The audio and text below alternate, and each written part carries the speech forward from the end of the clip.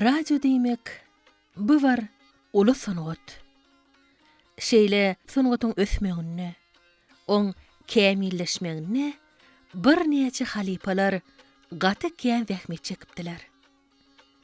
Şeýle halipalardan Arap Gurbanowy, Durdy Saparowy, Oguljahan Mämikovany, Gelli Döwletowy, Bayram Gellimuradowy, Gelli Wäşiýewi, başga da bir näçe diktorlary ýatlada bolar.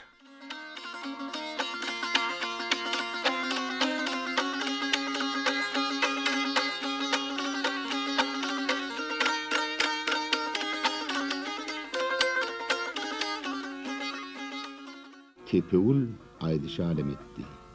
Goňşy owabodan orta barmak gäl gelin edildi. Uly toý tutdy. Oglum bilen gelinim gülüşip oýnaşyp ýaşasynlar, çekinip ýörmesinler diýip, edil öz öýüniň gapdylyndan ogluny 6 ganat agy tutdy.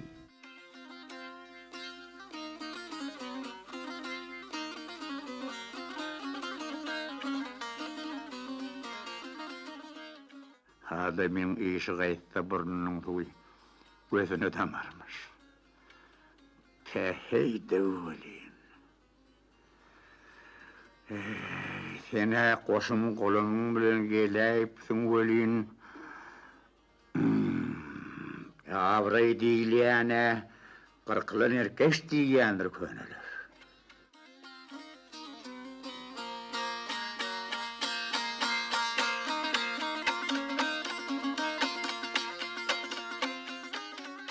Orta mektebi guturaly epesli wagt geçäpdir. Hasap edip görse 30 ýyly ýetip barýar. Elhepus wagt diýilen zadyň beýle çalyp geçäşini.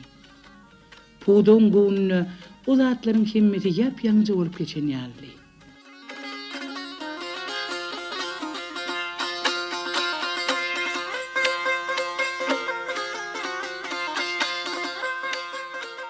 Eşden deň bolmaz gören göz bilen bilse ýaly. Menem barap göz gözüm bilen görüp eşitmek makul bildim.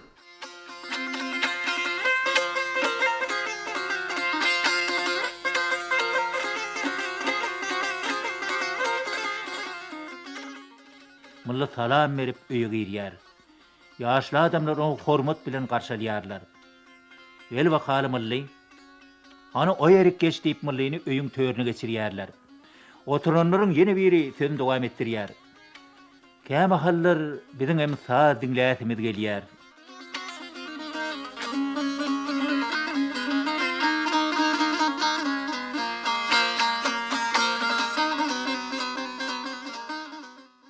Bir gün Halil Bagşy aýdyma edip märeke hedil berip, ol oglanjyk bilen iki çäk galdy.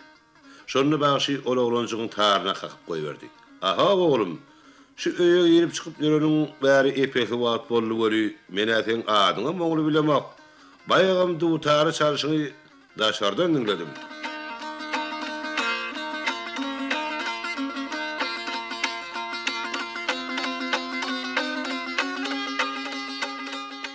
Olar özleriniň şirinden lawazly, tolgunurjy sesler bilen öz boluşly mekteplerini soňky ýaşlaryda geçirip gelipdiler.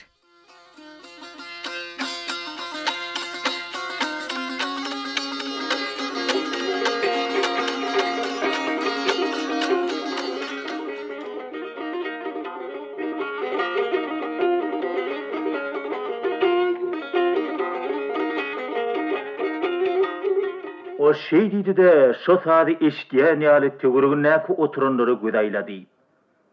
Pursatdan peýdalanyp, men ona şo sady kimiň döreden huwardy gurrun bermeň soradym. Ol bir zatlar ýatlyjak ýaly gözlerini ýumdy. Epesli wagt oturandan soň sady eleminiň peýelwany haqdamy diýip bana soragyna garyn dikdi. Hormatly prezidentimiň ýol başçylygyna Türkmenistan döwletimiz ajaýyp döwür başdan geçirýär. Berkarar döwletimiziň bagtyarlyk döwrüni. Döwrüden bagtyarlyk döwrü tutuş halkymyzyň durmuşyny, işini, günnelik durmuşyny şöklenýär. Bizim gahrman arkadağımızın kalbı sunugotdan pürü bolan soň ol turwaştan sunugoto medeniyeti aýratyn üns berdi. Sunugotun hem medeniýetiň bolsa dürli uğurlary bar. Onu edebiyat, teatr, saz sunugoty, muzey, kitapxanalar. Şu sunugotun bir aýrylmaz bölegini öwrülen ulgamlaň birim Türkmen telewizionyasy hem radiosu. Dordan Türkmen telewizionyasy hem radiosu şu atky döwürde halkymyzyň ýaşaýyşyny, hormatly prezidentimiň alyp barýan siýasatyny, umumyň biziň günnelik durmuşymyzda bolup geçen bagtyar pursatlarymyzy galy bersede Türkmenistan döwletimiziň şu atky ösüşlerini wasp etmekde biziň halk köpçüligimize, Türkmen milletimize habar beriştirişdi hökmünni hyzmat edýär.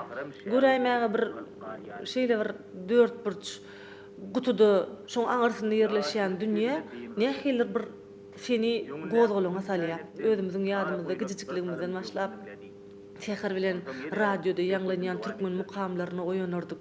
Şondan başlap gijan ýarymna çelli diýen ýaly türkmen öýleriniň hemmesini şo radio enjamy işläp durýardy. Onda günnelik habarlar, saatlar, söhbetler, aýratyn hem edebi gepleşikler, radio oýunlar biziň gulagymyzy ganyrýardy. Onda berilýän gurrunlar, wakalar sen gödüňiňde bir üýtgeçlik bilen janlanýar.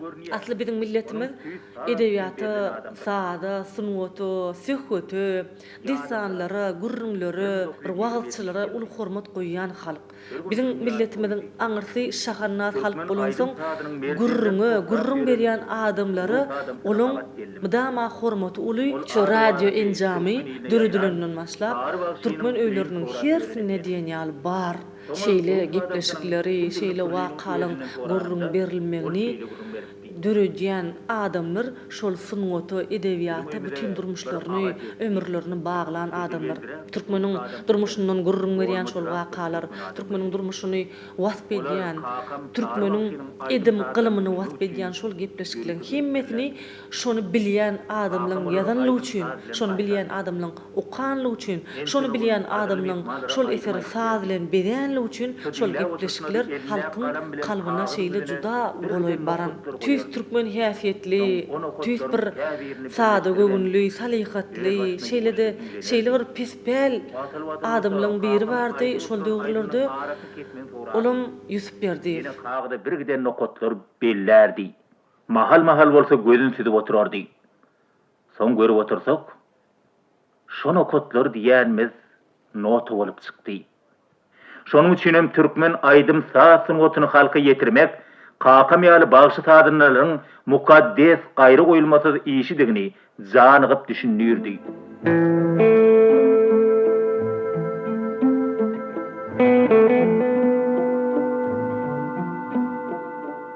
Yusuf Berdiýew 1938-nji ýylyň 4-nji aprelinde Ahal vilayatynyň Gökdepe trawynyň Hurmont Gökçe obasyna dogulýar. Ilki obada 7 ýyllyk mektepde goýar. Soňra Aşgabat şäheriniň 29-njy orta mektebinde okuwyny dowam edýär. 1956-njy ýylda Medeni go Aň bilim tehnikumyna okuwga girýär we 1958-nji ýylda tamamlaýar.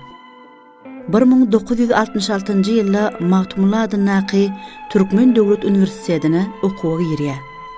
1971-nji ýylda Türkmen radiosyna işe gelýär.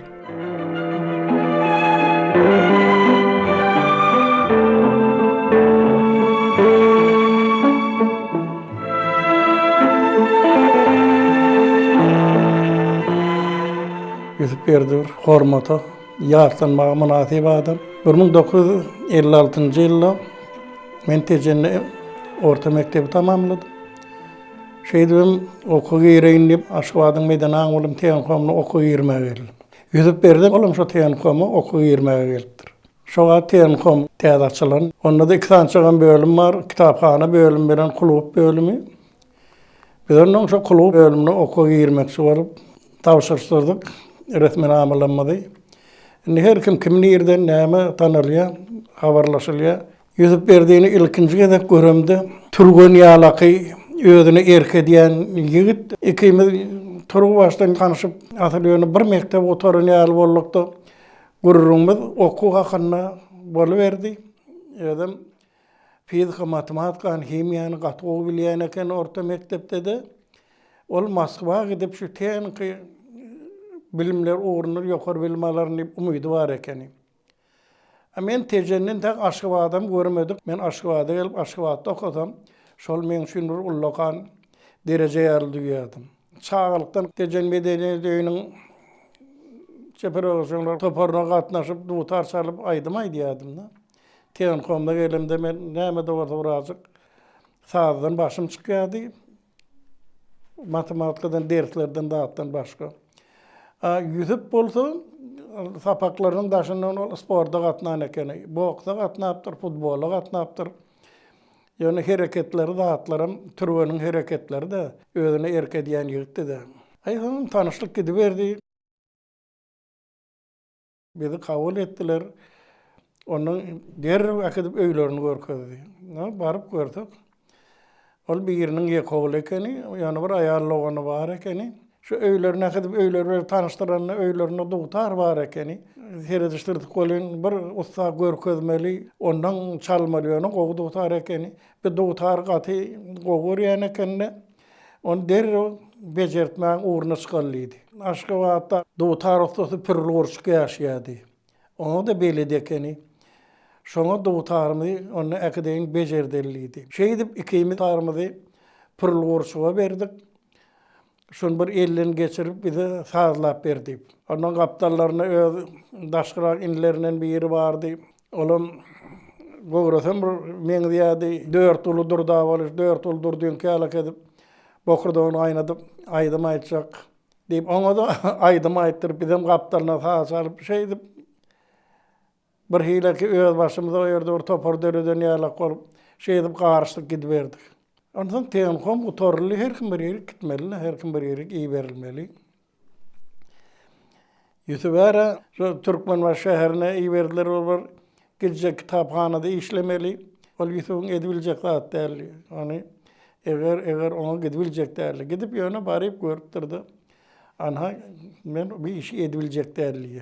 Ýütübüm Türkmenbaşa gitmänsen berden işlemeli teýen kom oturan adam. Olanyň şu ýerde tawluk pırtları kesip pıçgylap tagta ýasalýan sehlerde işe ýerýär. İşe eline girip ýa çekilýän adam däl, garaçyny bilen ýapyşýar. Agyr pırtları tawlamaly, iteklemeli, tutmaly, çekmeli. İşten soň ýa-da gelip bir bilim zadym diýendir ejeti görüli. Yok näçe pul berdilerim gerek däl bu kär taşly oglum.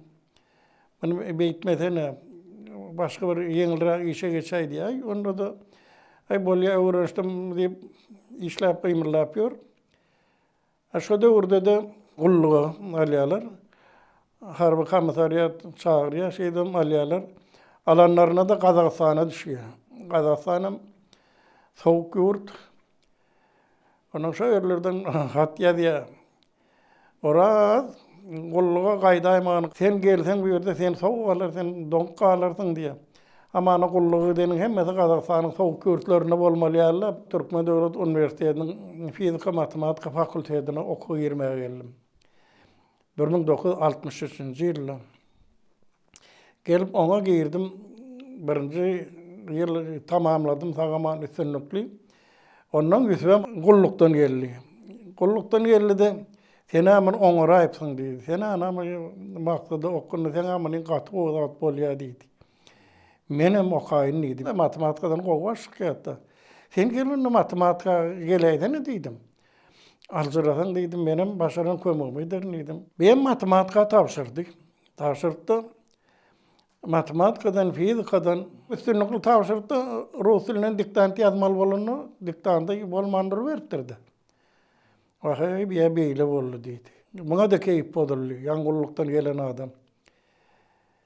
Men diýdi onu gaýbana, o Kaýynlytda uniwersitetiniň tarih hukuk bölüminiň tarih bölümine gaýbana tapşyrdy. Onam gaty tapşyrdy, beşik bilen. Şonu da bäseşlik bar diýip balyň bir waliýeten okdyp muny gaýbany bölümi almadylar. Toparyň başlygy gabryl ýok diýdiler. Baýdya şunýalyk bahan hem merde alban baran oklar sen günnüzki bölüme tapşyray diýär. Ýüzüp berdi. Olam bolýa diýdi şo ýerde duran ýerine. Resmen amra kabul edilýän ýerde arzaýazy meni günnüzki bölüme alyň diýip. Ana günnüzki bölüme gönü geçdi gitdi. Şeýdibem üniversiteden tarih bölümünü tamamladı, üstünlük tamamladı. Şol okyan döwri üniversiteden muallimleriň olan öňünde sapagy bilemok, ya goşak bilýän diýilen söz eşitmejek bolup, ýüzüp ýerden öýlerden çykyp gidýär, oku diýip akşamlyk öýüne gelýär. Üniversiteden soň göni kitapxana gelip, şo ýerde ertirki okulacak zatlary, şuň geçilen zatlary gaýtarylýardy. Men onu bir yerlerde bellämde diýdim, hem kitapxana sen bir öýüň boldy diýdim. Ol kitapxananyň bir öýü edip, şeýdip okudy. Şeýdip üstünlükli tamamlady. Türkmen Döwlet Medeniýet Institutyny tamamlap, Türkmenistanyň Mollany Petadynaky akademik drama teatryna rehmet ýoluna başlanmadan soňra şo ýerde işmediň gapdalynyň şu Türkmen radiosyna işlemeklik bagty maňa meýesser etdi. Şo wagty şol adamlaryň şeýle beýikligini, şeýle bir Türkmeniň radiosynyň oturuny, Türkmeniň edebiýatyny, sunuň oturuny şeýle ýygy goýan adamlardygyny bilýän.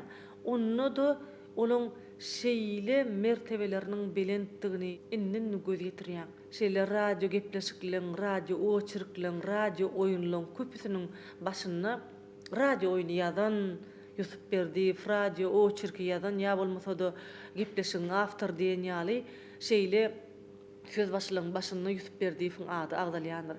Şo wagtlar gaty bir üns berilmese de dinleýiji bir zady üns berendir. Sözlüň akkynlylygyny, gahrmanlygyň bir ýaly aralaşyp, şolaň radio oýunlaryň oçyrkylyň içinde gezip ýörmeginiň sebäbi şo taýdy Yusuf Berdiýewiň biýmeçür dehmeti. Yusuf agaň şol ýazyw türka, şol ýazan zadyny özüniň ýaşap bilenligi. Çünki hemişe bir aýdylýan söz bar, adamyň edýän işine o özü geçýär. Türkmen ýaşlysyna şeýle sarpa bolmasa, Türkmen gyýdyna, gelinine, oň edim gylymyna hormat bolmasa, Türkmeniň sadyna şeýle uly söýgi bolmasa, şeýle eserler döremezdi. Yusuf Berdiýewiň kalbyndan dören şol eserler ilki başta şo gepleşigi taýýarlayan adamyň eline düşüp, ondan soň radio oýuny goýjy rejissöriň eline düşüp, onu sağlayıcılan galiberse de şu keşipleri yerine getirýän, awtor hökmüni okuyan adamlaryň eline düşýärdi. Ondan soň taýýar eser hökmüni ondan soň dinleýjek gowuşýar. Yusuf agaň özüni çalarak bir daşyndan görmek meýesser etdi. Onu da bir gaty dol içkin aralaşyp bilmämiz soň sebäbi ýaş çekinýärdik. Bizden ulurak işleşen ýoldaşlarymyz işleşlemiz gurrun gele Yusuf agaň häsiýetini edil çağa ýaly adamdy diýýärdi, şeýle pesgugün.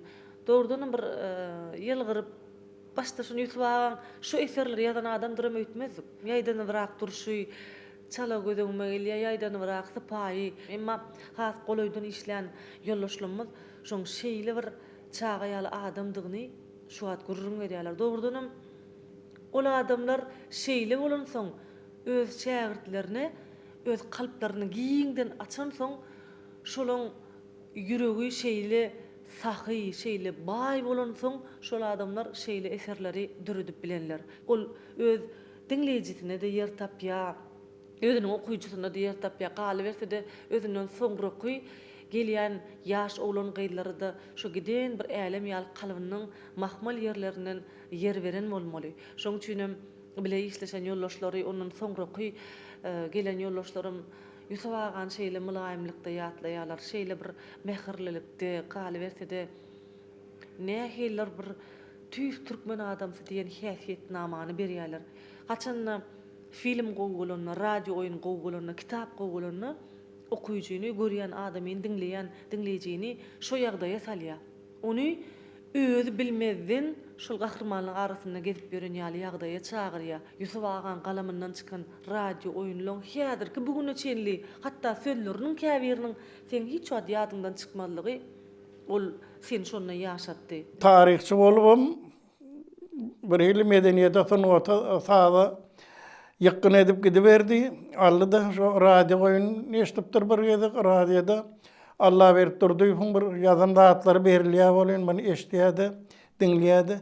Bir şular yal dağıtlar benim kellemde aylanıp doğru bol. Şular benim alıp yazıp Sinan ayamda neyem eder diye. Kur'an-ı Aziz'de velen bir dövür dokanna 29. mektepte. Kur'an veriyata Kur'an-ı Aziz bize diye hüngür diye. Ay oğlunlar yönü top tepip görmeyen o. Sizin bir divar gazetine onu yazın. Yazmanı vurunun. En bolmanı ona senni bir yazılanlar okağında il ne eliye diye şunu görün deyip. Şu Kur'an-ı Aziz'den aydan dağıtlar yadıma düştü de diye. Gel bir yazıp görün deyip. Yazmağa seninle onun bana aitti. Şu dedi Allah verip durduğun bir dağda gitti onu şunu yazılar benim yazabilecek, benim yazıp görecek dedi. Şu Allah verip durdu onun görecek dedi. Şunu tanısak olya dedi. Bu benim Allah verip durduğunu ben tanıyan idim. Ben aslı meneli. Allah verip durduğum ama aslı çeçeli. Mene çeçeli kızı koğuşu da. Ben onu tanıyan onu idim. Onu sana doğuşur bilir miydim? Ana şeydim, yazan dağıtlarını ona görközü Allah verip durdu. Neyimiz olur? Türkmen filologiyasını oturan, bolunsan, o nehil yazmalı giyirim çıkım. O dağıtları yoktu. Biz yani matematika tarihçi der. Onun Yusuf'un yankı yazan dağıtlarını kağıdalaştıra kadani redaksiyalarında da onu koyverdiler. Yusuf'un koyvası şuna arttı da gidiverdi. Şeyde bunlar öyle ağrı katmışta boluverdi bolin. Şu adam bulan bölümünü işarerek oluyor. Onun Allah verdi durdamay diye Recep Kutlu şu baş redaktör. Recep Kutlu diye şu araki yadan zadını verdi. Bize gitti Yusuf verdi.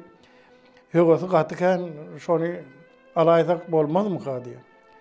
Olam uğru neyme diye. Tarih oturun yok, tarih oturun biz albilmez yani. Ondan Allah verip durdum diye yok, o Medine Ağol'un teyon komnam oturun. Sağ soğudundan, sağ kurallarından, aydımdan, hordan. Ay on yıl olsan görülüyor. Ondan yine bir bana yumuşak tavsiyeler. Şey deyip bir seyinağdan geçiriyorlar onu. Ondan Recep Kutlu'da yaranır da. Böyle hemen alalım şey iş alıyorlar. Şey diyeyim, Türkmen Radyosu'nun sağlığı epleşkiler bölümünü işe başlıyor. Gelini qaydık gelen gününden başlap, toğuracağın günün bir bolsa, gelini bestir bilen davası ikidi. Şeyli davaların üstüne maksadım kelim yola gelipdi. Emma bestir yaştır, düşünür da deyip, epesli vaat deyişini atıp geldi. Her gedegem bestire yalvarıp başlardı. Mene şu gurrunlardan halit iğiriptirin. Bestir. Qaynını deyleyen, hemmi kışa taptırımdır onu akbettir. Sen şonu oňotça düşün. İkincidenem, ecem sana, yüzün üstünde burnun var diyene ağa. Oğlum. Qaynını bilen, qaynatan goğununu degsen, ay onsoňam. Atıl ecen bilen senin onsoňun guturjak gel. Bestir. Senin canını alan iş. İşe gittiğime men bizar peteğimi çıkardınız. Yok. Kerzat etseniz menden size iş yok. Bestir can. Sen bir zada düşün. Hey rahmetten kaçan adam var mı? Ehli adamlar ayak üstünde. Häzirim ekiş döwri. Bu yüzün yetdiğinden senim kalhoda kömek ber. Çekden rahmet yagar rahmet deyipdirler. Ana bidem şugun kumda mahallarlaryň kıda konsert bermedi. Ana, gördün mü? Sen konsertin oturmaz, kalhozun am işi. Yusuf Berdiyev'in yazmağını şeyle bir qoğuy radyo oyun dörödülün, olam şu at bizim Türkmen radyosunun altın hazinasını saklanıyor. Sonku tüykülük sakal edmez. Türkmen'de şeyle bir caydar aydalan cümleler, nakıllar, atalar, sözler bar. Olary söz başı edip alan adam, demek onu düşünýän adam, onu bir lükkeli bilen berilen adam. Görämäge juda bir yeňil bolmady, gazaplyrak nakıl, ol seni terbiyelemeklige çagyrýan nakıl, şo söz başyndan hem aýdýar şol radio oyunyň içinde çynlyka gurrun boljaklygy aýdylýar. Radio oyuna gatnaşan artistler radio oyunun saatları, radio oyunu alıp baran artistin sesi, şolun hemmeti ine şuat kıyalı ağında qaytalanya. Ödem şeyle bir yağday bolýar şo radio oyunu her gedek dinlediğinçe ol sana täsir edýär. Soňky tüýkülük sakal edmedi radio oyunu ilk başta sana şeyle bir juda golay saz bilen başlanýa. Ondan soňra şu Türkmenistan halk artisti Recep Hocaoğluýewiň okamagyna, mahmul owazyna bir suratlandyrmalar başlanýa. Soňra bolsa şeyle bir şo wagt teatr sunuwatyny, kino sunuwatyny ägir ustadlar hökmünde öldürün tanadan artistler olan sesi başlaya.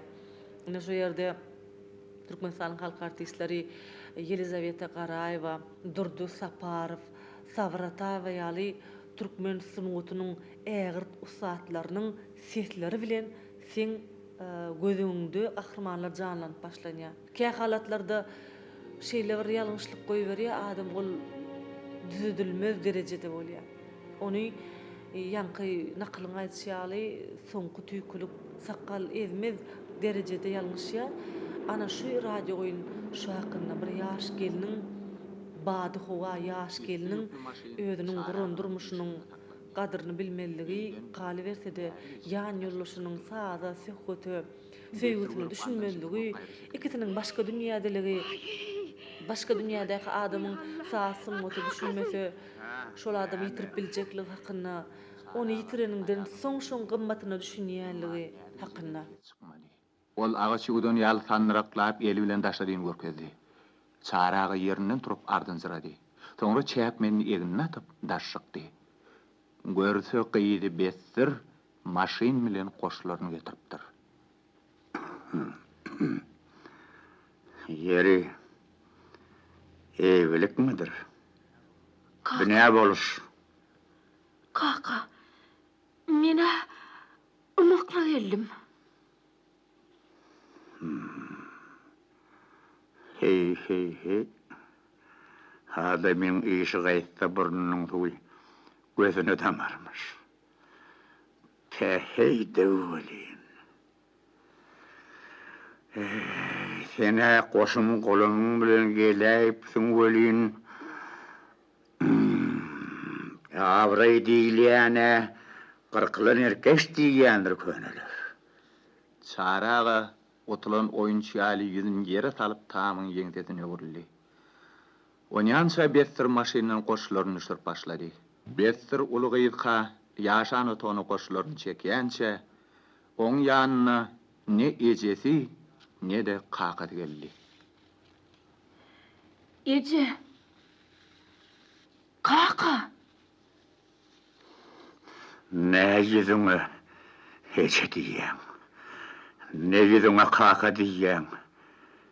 Ena taň farpa saklanýan bolsa, beýle iýlen çykan bolmazdyň. Eýsem, gaýygopyz ýok ýerden men onu keypine şeýleýden nürýäňizmi?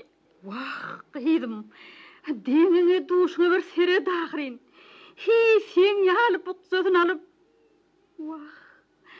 Bolmasa maslahatlaşsaň bolmaýarmy? Beýle de bir qaka başlyk bormy? Ýene taň saňa ýamanlygy ýokdur balam. Geňeşäýmeli ekeninde.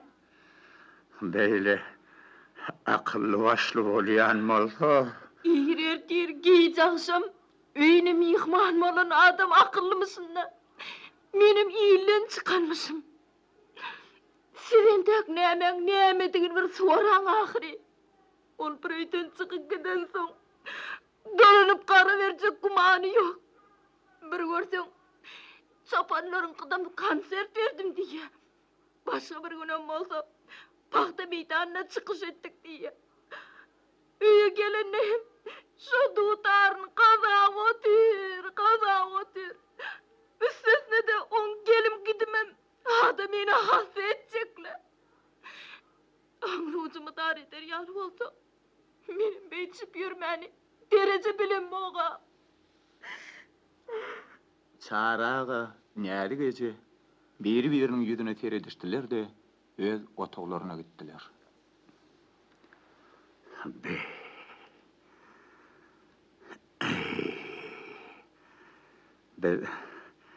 Yalmışaydık mıkak. Hadır deyip yapışanımız hırs olup çıkaydı mıkak.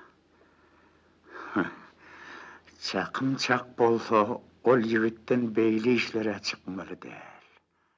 Yüzüp berdin yadan rahatlarından radyoda gidiyen rahatları eken ne oluyor?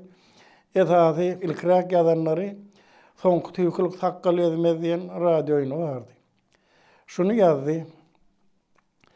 Şu tötenden alınan oylap tapılanım değil, hakiki bolan vaka yani şunu çeper beyan edilen, ağzı kahramanları üyütködülen, onu yüzüp berdi.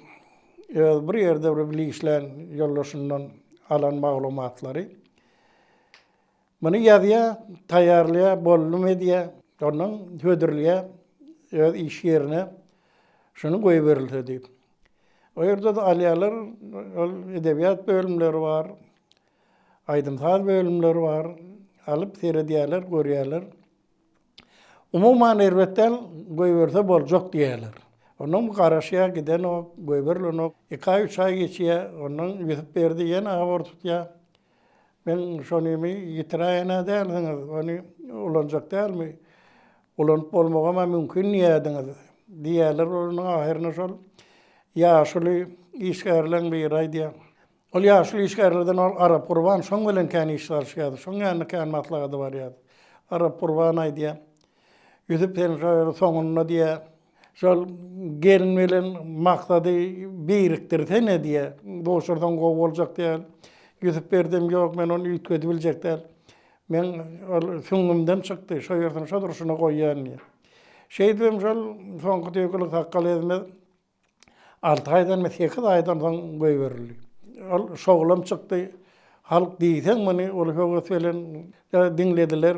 Qaytalap, isleg bildirdiler. Radyoda qaytalap koy verildi. Şu özüm artist bolamsoň kä halatlarda oturyan inninler käwatçan artist bolup dinleýän. Şonu bir zada hayran galýan şol artistliň ussatlygyna. Cuma Yanratov'un, Yelizaveta Garayevaň, Durdu Saparowyň, Savrataýewanyň, Bayram Gurbanowyň. Bayram agaňdan özümiz bile işleşemiz soňam häsiýetlerini bilýäs bolýan. Şeýle bir sadydan gelen tüýs bir sada aýdymçylygyň keşfini şeýle bir janlanyrşy. Cuma Yanratowyň zihniniň şeýle giňligi, Yelizaveta Garayevaň umman ýaly zihniniň çuňluklaryna hiç adam gözüm aklym ýetirip bilmejekligini, Savrataýewaň mehrini şeýle bir beýan edip bilen radio oýuny heniz-henizlerim hayranlar galýan. Şu taýda Yelizaveta Garayewaň ümmüklerini men her pursatda diýen ýaly ýatlaýan. Şoň ahmyry, diýişi, Savrataýewaň mehrem sesi, ol gaty köp zady aňladýa. Şu şolaň sesi bilen şu Yusuf agan her qaytjak bilen zadyny düşünenligi galy bersede öýleriniň hem şoňa berlenligini duymak bolýar. Soňky tüýkülük sakal edmez diýen radio oýun özüniň dören wagtyndan başlap şuňlerde de galy bersede gelecekde de terbiýeçilikli ähmiýeti bilen biziň dinleýijilerimizi ýaş oglanyň ýyllarymyzy terbiýeler sungat eser hökmünde de ýaşamagyň entek-entekler dowam eder. Ýün garagyň gapykmady diýsene. Hey, Serdar ýaly ýigidi tanyýakaňam. Özüm şäherde ýaşaýan. Bir garnaş diýip, onu da aýdym sazdan başga hiç bir zady düşünýäne baryp näme etjek diýsene. Wah. Yüzüpde gaty bilen adam kärçilik bardy. Yüzüň iş yerine ben boş boldum hukman barýadym. Ähli işläp duran oglanyň gelinen işler şu işläp otur kabardy. Hukman her aýdymyzy sazyňyz hukman dinlen, onuň ýazyn şonu dinlemän ýazaýman diýip en bir talap edýän zatlaryň birem şodi. Şo zatlaryň arasynda da iş kagazlarynyň arasynda da başga bir öz gapdaryna duran böyle kagaz bardyr. Bir zat gapat gelýärse, o kagazda da birleşdirip, soň ýadymdan çykmasyn diýendirdi.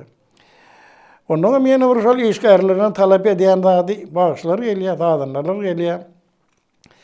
Bir ýazygy daýjekdik. Ýa şu öňki aýdym sazlarynyň ýazranlarynyň ýagdaýyny bilmek üçin gelýärler. Garan başga adamlar şöýrük gelýärler bolýan. İşgärlerine tapşyrýardy. Men özüm gulagym bilen eşdendim da. Şol gelýän adamlary güler ýüz bilen garşylaň da salamlaşyň, gel geç diýin, bir käsep çaý ödüredin. Ondan soň oň pikirini dinleň. Gaty bir şol ýalyatlaryň oglanlardan şeýle edebi tertibim talap edýärdi.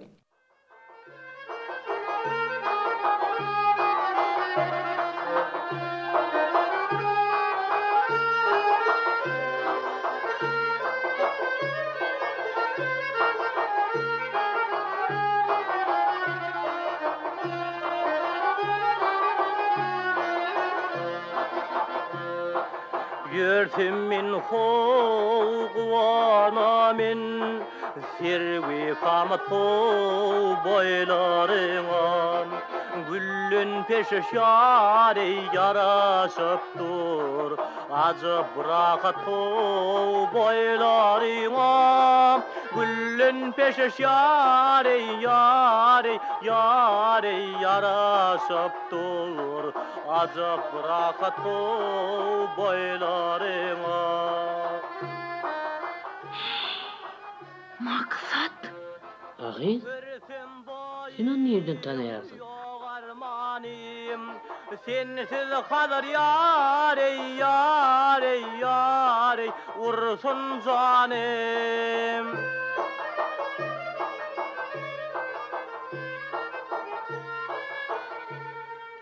Akvalım dinim imanim Kalsam hormat boylarıma Akvalım dinim yar gil imanim Kalsam hormat boylarıma Edil ünkü olşy. Ütgen yeri yok. Şol öňkü gözleri. Uy, o meni göreýdimi? Maňa seredýän ýaly. Ýok, görse de tanymaz. Men näme tanar ýaly boldummy? Maksatdan aýrylanybery ne külpetler başyma düşdi. Duşman geçen serdary duşanyň bäri men gören görgüými it görse göz agyryr. Ana, yine maňa seretdi. Belki meni görýänler. Ýa-da. Ýok, görenok. Aýgyr, özüm oň gözüne görnäýsem. Ýok, olam bolmaz. Günem boyun alsam. Gören aşık pida bolar İlim günden yare cıda bolar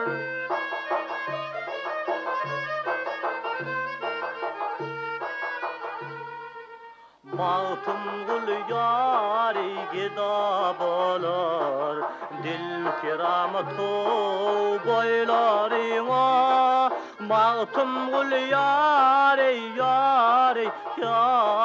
gida bolar Dil keramat boylarıma Mağtum gül yari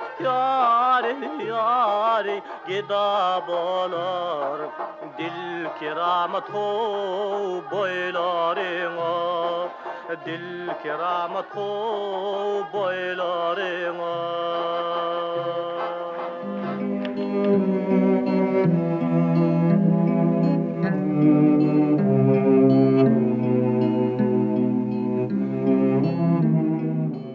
Yüzüp berdi ayalı alma bilme hormat koyan maşgala özünde hıjığı var burada yazıp bilýän bolsaň diýip oňa mümkinçilikler edip jaýlarynyň bir otagy yüzüp berdiňki şol yüzüp berdiň işleýän wagt ol giyse boldun gündüz boldun algap çağalar giyip çykmalam däl kalmagalym etmeliler oňa en ýokary derejede mümkinçilik öýünü de dörediler onuň gerek wagtlar bolsa ýene de şol ýonky talip döwürler okan kitapxanasyna gidip okaşdyryp şo barada nämeler maglumat tapdy. Olar toplap getirip özünki bilen birleşdirip Şeýdibem ýazýan zatlaryny ýazýady. Saatgy tordam bolyn anamra dagy biri ýerine düşürip, öýden ýazagşyň gapasyndan salam berip girdi. Taglyga manlyk toruşdyk. Onyançada öňümde göýük çay geldi. Ýa maksat bilen gelenini baş aýanlatdyk bolyn, öýden ýa duýtarynyň dessetini sypap oturşyny, uwluklar riwayatyny görüň bermäge başlady. Bir wagtlar gopuz diýilen taýyp oranyň özi. Üreni ýokary derejede çallyp dur. Ýa-da biziň aýal gylama arasynda ýokary derejeye ýetirilipdir. Şoň üçin her zamanlarda üç tane gyýyl bolupdyr. Bu gyýylar öz ýaşaýan ýeriniň töwereginde özi ýaly gopuz çalýan gyýyl bolmandyr. Ählisi şo gyýylardan beti çalpdyrlar. Şoň üçin kerwenden zatdan habarlaşyp üç gyýyl biri-birine duşmak hewesine düşüpdirler. Onuň bular maslahat etdir, ýylyň bir gowy wagtyny belleşipdirler. Ýylyň näme? Ýaz aýynyň ikinji ýarym tüz 30 adyň ösüp gülleriň açylýan wagty bolýar. Şonu belleşýärler, gyýylaryň biriniň adyna Uğurkan, biriniň adyny Näzikan, biriniň adyny Lälikan diýerler. Lälikanyň mekany esasana gülleriň açylýan ýeri. Olmagy şemre. Onu Uğurkan we Näzikan Lälikanyň mekanyna 10 ýyl gün öň uğradylar diýende ýata turup ýüreýemizde barak diýip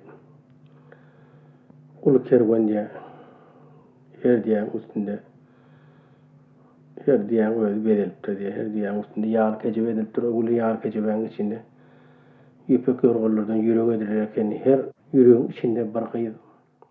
Yusuf Ağaň ýazan radio üçin niýetlenen eserleriniň köpüsi saz sunuty hakynda, saz äleminiň ägirtleri hakynda, saz äleminiň pähluwanlary hakynda.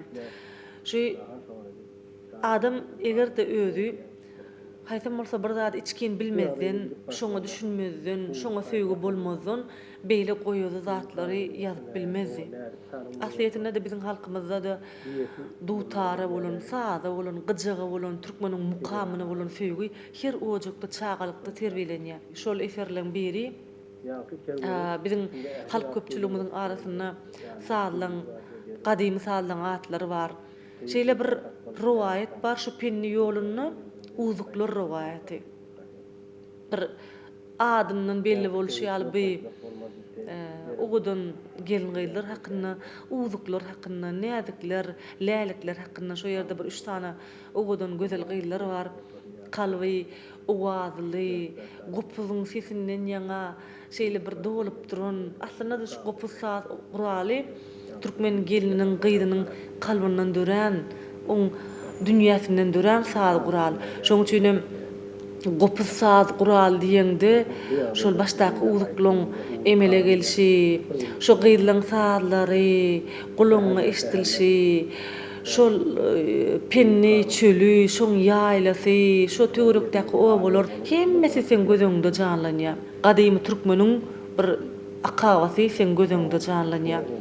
Şo ýerdäki uzuklar riwayatyny şu Yusuf Berdiýewiň radio eserini kut şeýle bir berilipdir. Şo radio eseri Yusuf Ağa Ödünýaz Nobatywyň öz dilinden eşitipdir.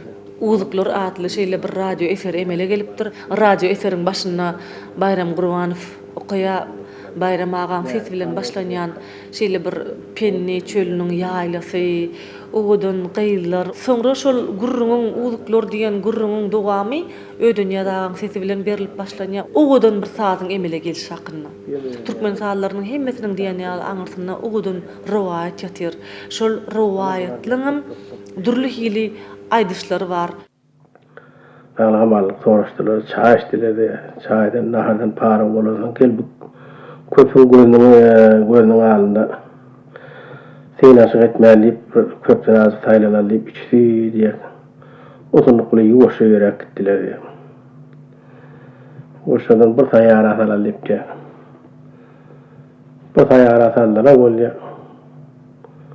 Bu oyun makbeten sopanı mıyram diye sayın defesinde oyunu yaplap oyun makbeti diye de. Buradan çıkışıldı bana ne oldu? Ol kiftinden terese sayın düğünde 3 saat kıyı göründü. Allah canım düşüm oyolum hadip hakikaten seyretti öyle gördü hakikaten 3 saat kıyı diye. Katı güçlü dehini vardı gidip berdin. Yağdı güçlü. Ödüm katı kan dinlemişti.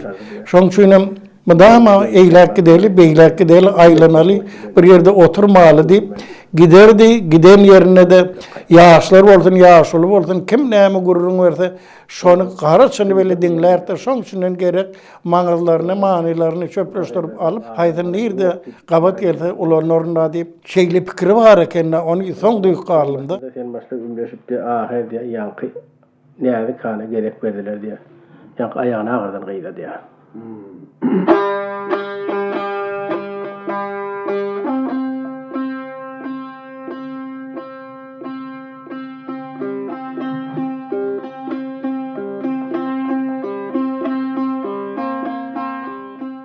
Yüzüp berdi yerlere aylanıp kana aydım sazlan tarihinden, rivayetlerden köp maglumatlar çöplemek için Türkmenistan'ın ehli vilayetlerine aylanıp çıktı.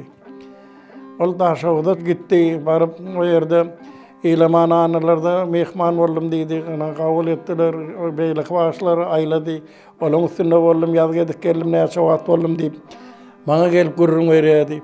Soň mara gitti, cevapta bolup neyse vaatlar, bolup o yerde yazgedik geldi.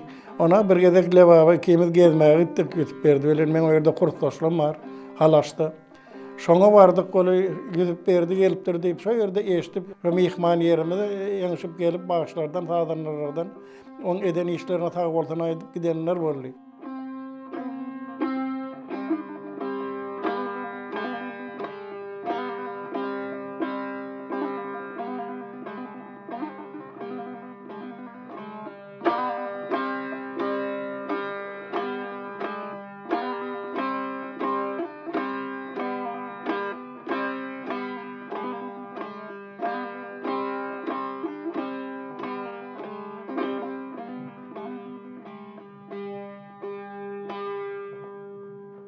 Yine diye onun değerli kana gerek verdiler diye.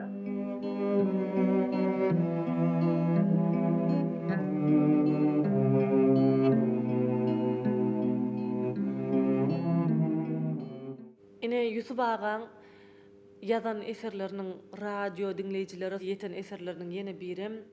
Ine şu aýny radio oýuny bir şeýle bir wakaň beýany ol hesretli söýüg hakkında, Türkmeniň bir şeýle çuň söýüg hakkında, kalpdan çykýan söýüg hakkında, soňy gussaly gutarýan hesretli söýüg hakkında. Şoň üçin şo ýerde gatnaşýan gahrmanlaryň özüni alyp barşlary olaň sifi, beýany, şeýle bir gussaly isleseň islemeseň seni gussa batyrýar, seni oýlandyrýar, pikirlendirýär, şol gahrmanlaryň dünýäsine atarýar, odun aýdymlyň owazyny melul edýär.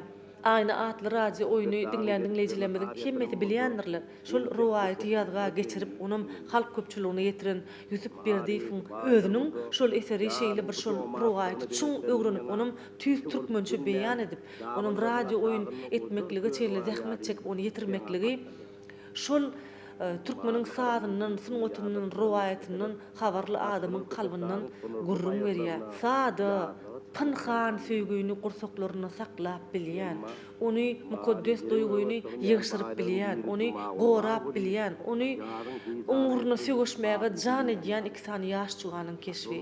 Şoň üçin hem şonu dinleýän adam ýa soňky tükülük sakal etmezde gahrmanlar däl. Bular ýalňyşly gahrmanlar däl. Öz söýgüsini haýsam bolsa bir baýlyga ýa bolmasa da geldi geçer durmuşa çalışjak däl. Bütün ömürlerini hatda gerek bolsa janlaryny bagş etmäge taýýar adamlar. Bugünem şol beýnetini gurudyp barýan pikirleri gümrah bolup daş eşikde ýeköri içini gepdip börke onuň gözü kum tarapdan gelýän bir atla düşdi. Atlı alran var ya atını yüzü salıp beliyadi.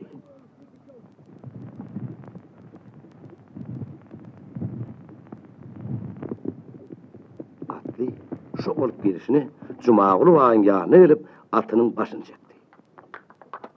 Dur!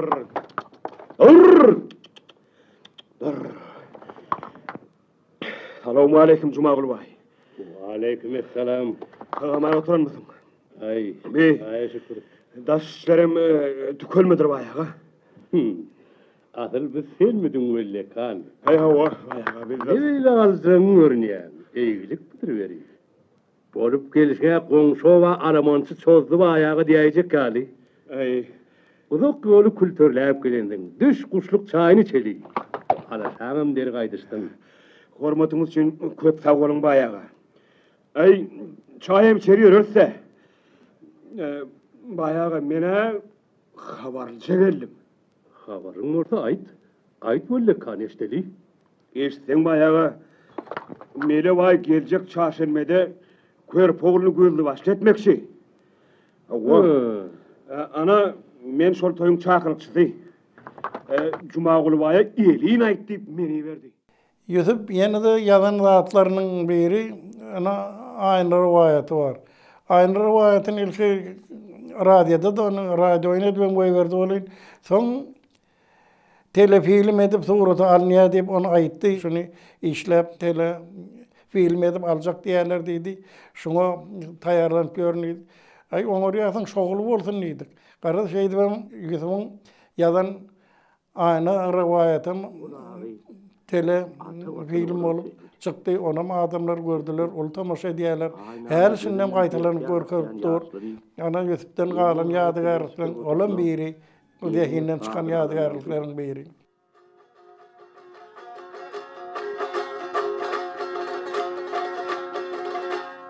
Develmen yedin arak aylar kaç aylar ey bol yürüp para para aylar kaç aylar ey yal varaydı sever yarak aylar kaç aylar ey senin gibi duşurda alim aylar kaç aylar İlmen düğeni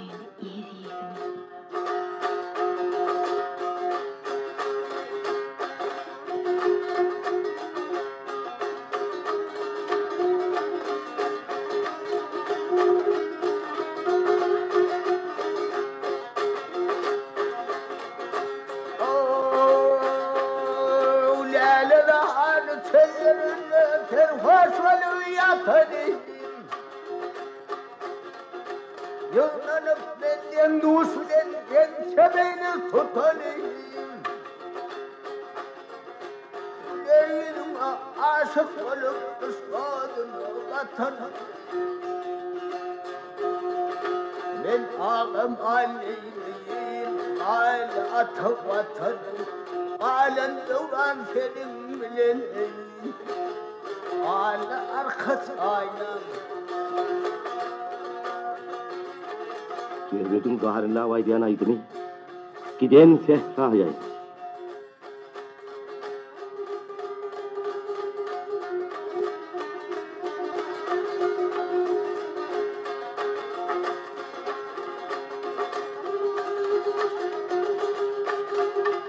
Tibrak gidelim nereye? Düşman ölmesin bizi.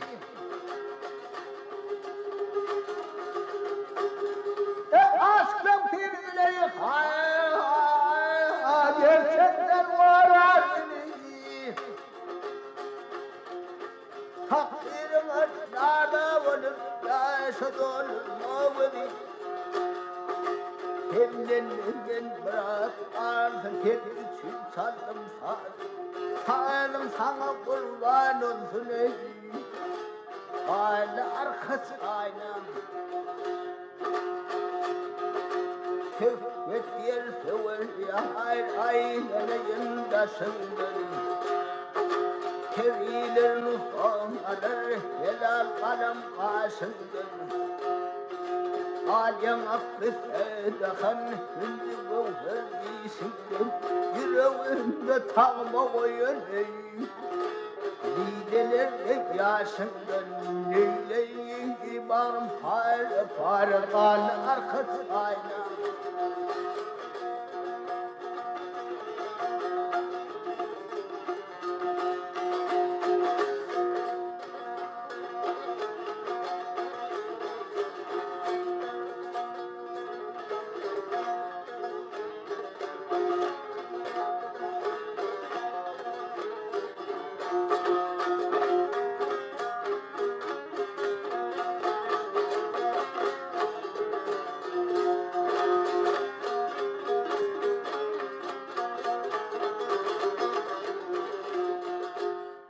Şoň üçin hem şol wakada, şol radio oyununu beýan edilýän gurrunlar şu artistlaryň sesi bilen Yusuf Agan galamyndan çykan eser hükmünü henide bugüne çenli radioň altyn hazinesinde saklanyp gelinýänliginiň sebäbi o ýerde çynlyky, adamlaryň çynlyky dörüden eseri, halkyň çynlyky dörüden kesretli söýüg hakyndaky ajaýyp kıssasy.